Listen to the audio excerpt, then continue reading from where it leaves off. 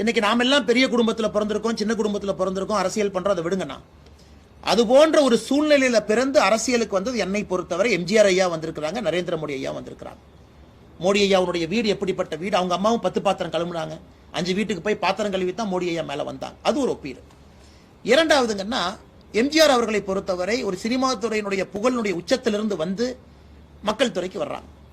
நிறைய நம்ம பேசிட்டே போலாங்க, ஒரு புத்தகமே எழுதலாம். அதன் பிறகு முழுவதும் தன்னுடைய கடைசி வாழ்நாள் வரை ஒரு காணி நிலங்கூட அவர் வாங்கல. பாருங்க எவ்வளவு ஆச்சரியம் பாருங்க, வரும்போதே உச்சம்.